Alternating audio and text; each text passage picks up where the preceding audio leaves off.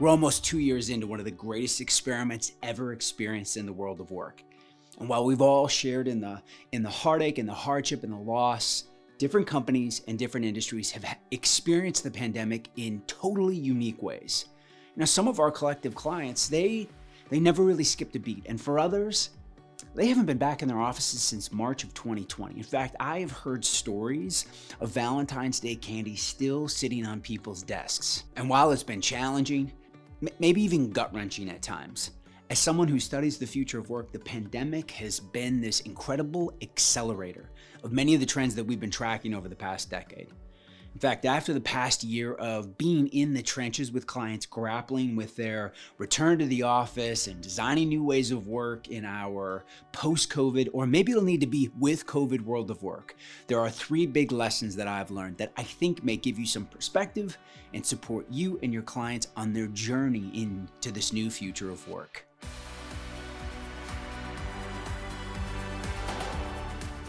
Lesson number 1, there actually isn't a future of work. There are only futures of work. If I've learned anything from supporting so many organizations think through their return to the office and new ways of working, it's that there is no one blueprint. For instance, PwC just announced on October 1st that 40,000 of their US-based service employees will now be able to work virtually anywhere in the US.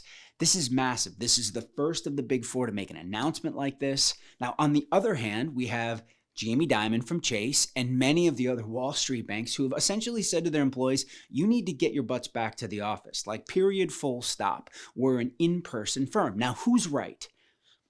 It's a tough question. I would argue that both are right if it supports what they're trying to accomplish. You see, to blaze your own future of work, it requires you to have 2 things. You have to have insight on who you are, and you have to have clarity on where you're going. This is about vision and values. You need to be able to say, this is where we're going, right? And this is what we believe. And based on those things, you design work to fit that. So who wins the war for talent? You know what? I don't know, but we will absolutely track it and see how it all shakes out in the year ahead. Now, lesson number 2 is new skills are emerging, but human skills matter most, right? As advanced automation and artificial intelligence continue to remove all of that low value, repetitive task from more and more white collar professions, understandably, people are getting anxious to know how they can future-proof themselves. They're seeing, right, the external change is happening faster than maybe they are and worried about being rendered irrelevant. And I will tell you, after thousands of interviews and time with hundreds of companies, the top skills that they're developing amongst their people, they've started to emerge. And I think the headline would be this: for people to give them some peace of mind is to really think in terms of what can I uniquely do as a human that machines can't. And they sort of fall into 3 buckets. I think about them in terms of social skills, cognitive skills, and process skills. Social skills, this is EQ. This is emotional intelligence. This is empathy, especially in our virtual environment. Can I drop in, be present, and really feel what you're going through, especially with all of the mental health and personal well-being challenges? Cognitive skills, this is creativity, imagination. The human imagination can outpower machines at this point. And process skills, this is about learning agility. How fast can I keep learning? Lesson number 3, the future is flexible. Listen, the people have spoken, and I think what it really distills down to is this: they want to be treated like adults. Right? 70% of people say they want hybrid. 40% of people say that they will leave their organization if they ask them to come back full time. 65% of US employees are looking for new jobs. Right? We've heard the term, the Great Resignation. Many people got a taste of what it was like to live their life minus the 2 to 3 hour commute, and they're unwilling to go back. I saw it in our qualitative research over and over. This sentiment that essentially was someone saying this: you can trust me to do the right thing.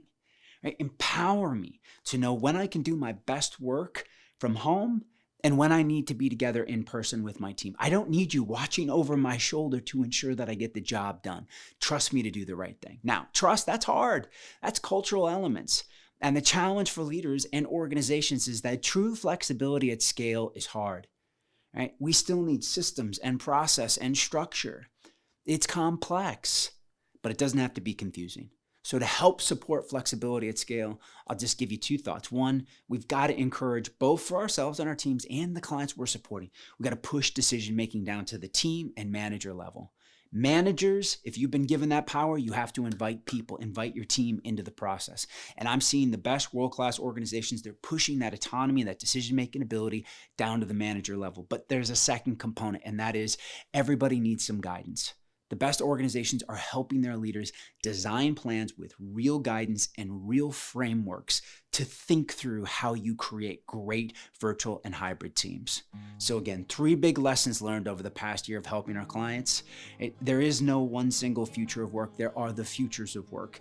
Human skills matter most, and the future is flexible. Gang, my name is Seth Mattison. We're on the edge watching the future of work.